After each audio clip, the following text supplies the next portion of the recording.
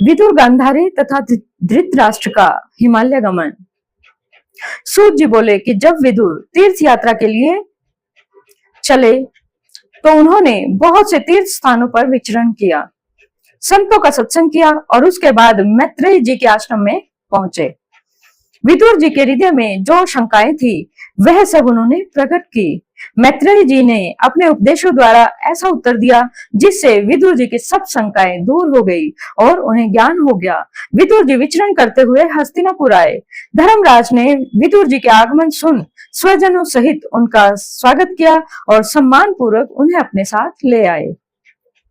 युधिष्ठिर विदुर जी से कहने लगे कि आपने हमारा पालन पोषण किया है, माता और भाइयों सहित हमें बहुत से संकटों से बचाया है। जब आप हमें छोड़ करके चले गए थे हमें आपकी बहुत याद आती थी। आज आपके दर्शन करके हम सभी सुखी हुए।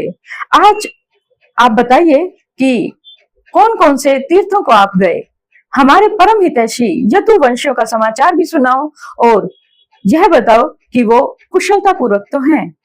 विदुर जी ने प्रेम पूर्वक युधिष्ठिर को अपनी सब तीर्थों की यात्राओं का हाल सुनाया, परंतु यदुवंशियों का कोई भी समाचार नहीं सुनाया, क्योंकि कोई अपने हितैषी का अप्रिय समाचार नहीं सुन सकता और उन्हें बहुत दुख होता है। विदुर जी ने धृतराष्ट्र का हित करने के लिए अब वही निवास किया।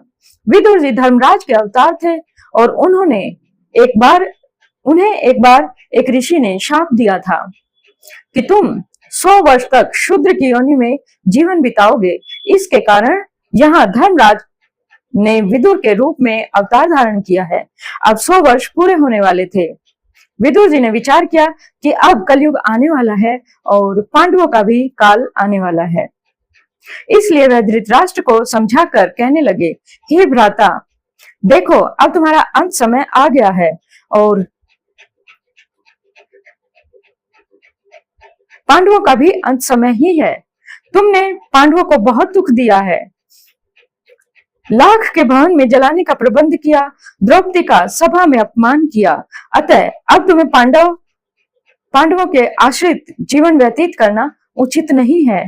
तुम्हारे तो सब पुत्र समाप्त हो गए हैं और पांडव भी समाप्त हो जाएंगे। इसलिए अब उचित है कि तुम हिमालय पर चलकर तप द्वारा परमात्मा को प्राप्त करो।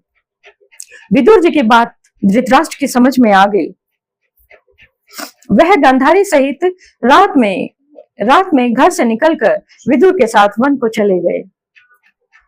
अगले दिन जब युधिष्ठिर नित्य की भांति उन्हें देखने गए तो वहां धृतराष्ट्र, गांधारी जी और विदुर जी दिखाई नहीं दिए।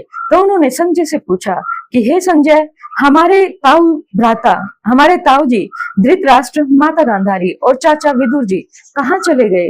इतनी बात सुनकर संजय रोने लगे और कहने लगे कि मुझे कुछ भी बात का पता नहीं है, न जाने कहाँ चले गए और मुझे विदुर ने धोखा दिया है। संजय के वचन सुनकर युधिष्ठिर बहुत अधिक दुखी हुए और उन्होंने अपने अनेक दूत उनका पता लगाने के लिए भेजे, परंतु कहीं पता नहीं चला।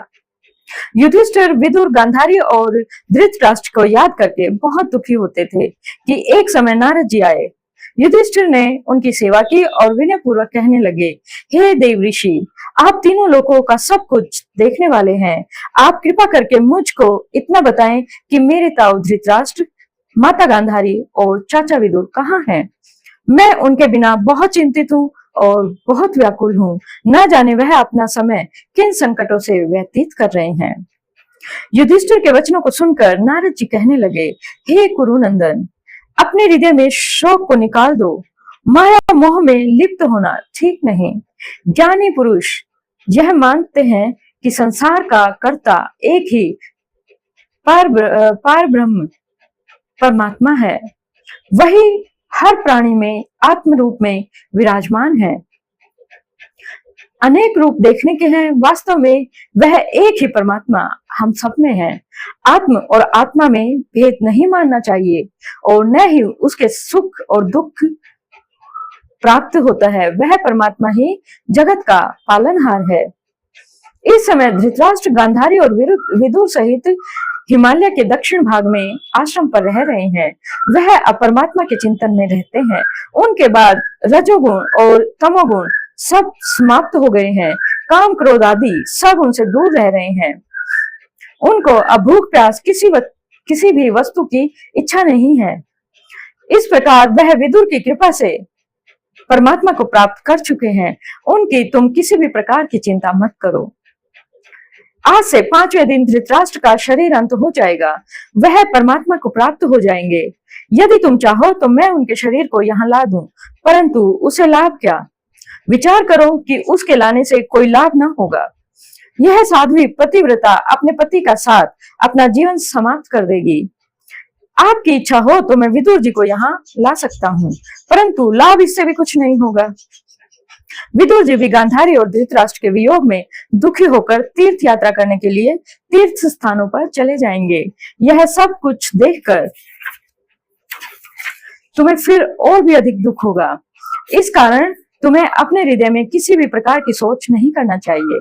नारद मुनि के उपदेश से धर्मराज युधिष्ठिर के हृदय का सब दुख और संदेह समाप्त हो गया और उनका चित्त शांत हो गया।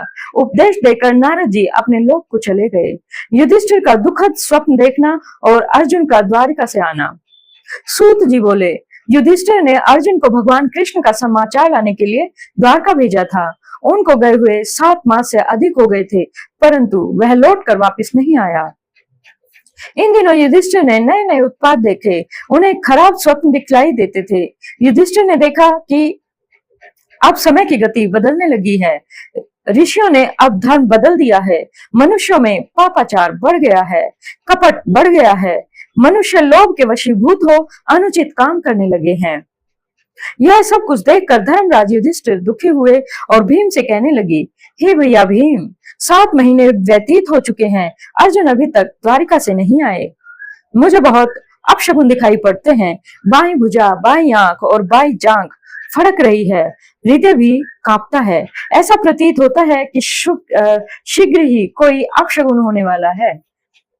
हे भीम, कुत्ते रो रहे हैं, गौ आदि श्रेष्ठ पशु मेरे बाई तरफ से होकर जाते हैं, गधा आदि दाहिने हाथ से होकर निकलते हैं। दिशाओं में धूल छाई हुई है। उल्लू कर्कश आवाज में, भयावही आवाज में बोल रहे हैं, जिसको सुनकर हृदय कंपायमान होता है। घोड़ों की आंखों से आंसू निकल रहे हैं। पृथ्वी पर्वतों सहित हिलती है। आकाश में आग सी लगी हुई दिखलाई देती है। बिना बादलों के ही भयंकर मेघों जैसी गर्जना सुनाई पड़ती है। वज्रपात हो रहे हैं। इन सब अपशगुनों को देखने से ऐसा प्रतीत होता है कि अब भगवान के चरण पृथ्वी से उठ गए। युधिष्ठिर इस प्रकार भीम से बातचीत कर रहे थे कि उसी समय अर्जुन भी वहां पर आ गए और अर्जुन ने आंखों से आंसू बहाते हुए युधिष्ठिर के चरणों में गिरकर उन्हें प्रणाम किया। उस समय युधिष्ठिर ने अर्जुन को देखकर अर्जुन को देखा और देखा कि उनका मुख कांतिहीन है, उनका शरीर कांप रहा है और आंखों से आंसू बरस रहे हैं। ऐसी दशा अर्जुन की देखकर युधिष्ठिर का हृदय कांप उठा और दुखी होकर युधिष्ठिर कहने लगे, हे भैया अर्जुन, मौन क्यों हो? तुम्हारा यह हाल कैसे हुआ? क्या किसी ने तुम्हारा अपमान किया है जो इतने व्याकुल दिखाई दे रहे हो? मुझे श्री कृष्ण की कुशलता बताओ। हमारे नाना सूरसेन और मामा वासुदेव आनंद पूर्वक से तो हैं, तथा उनके भाई भी तो सुखी हैं। हमारी देवकी और अन्य मामियां सकुशल तो हैं। अपने भाइयों सहित राजा उग्रसेन तो प्रसन्न हैं। भैया बलराम और अनिरुद्ध आदि सभी यदुवंशियों की कुशलता को कहकर सुनाओ। और इसके बाद श्री कृष्ण और युधिष्ठिर की क्या बातें होती हैं, ये जानने के लिए हमारे साथ बने रहें। जय श्री कृष्ण, श्रीमन नारायण, जय श्री राम।